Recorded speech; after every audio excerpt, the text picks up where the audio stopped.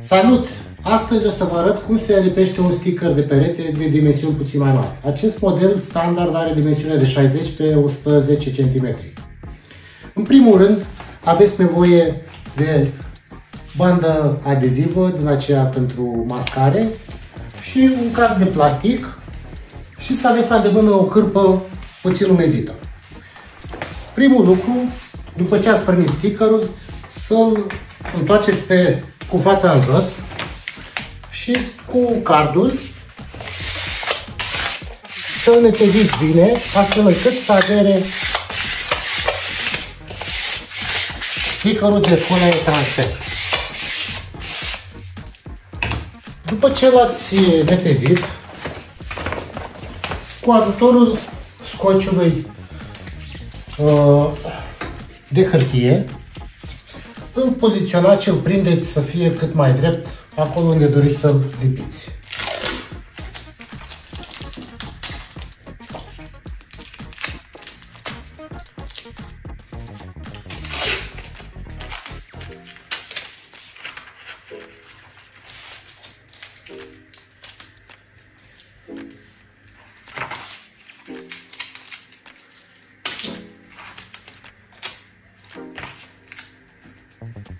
După ce l-ați prins în câteva puncte, vă uitați un pic, vă îndepărtați și vă uitați să fie drept.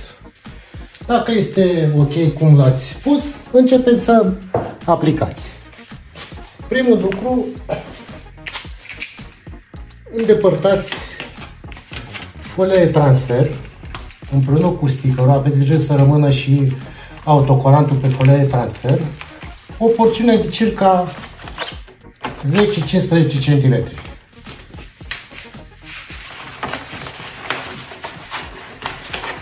Îndoiți coala suport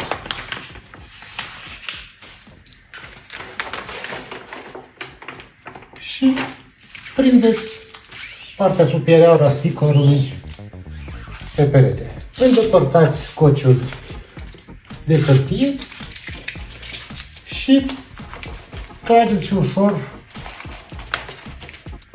de coala suport, iar pe măsură ce trageți în jos, neteziți cu cardul sticker.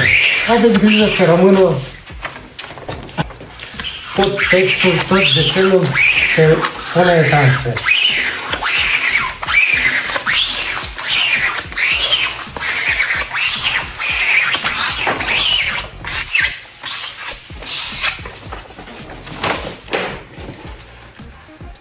După aceea, îndepărtați ușor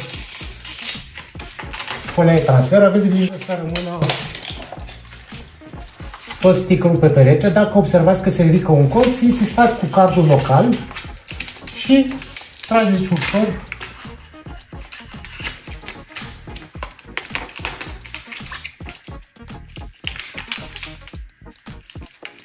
până rămâne imaginea pe perete. Da?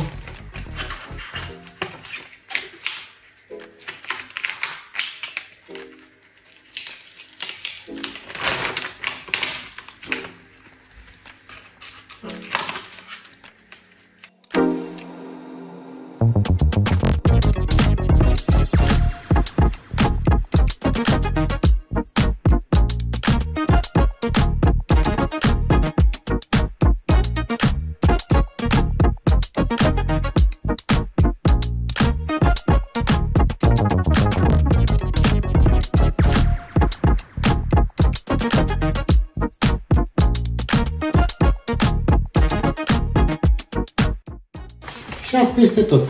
Aveți un sticker de perete foarte frumos.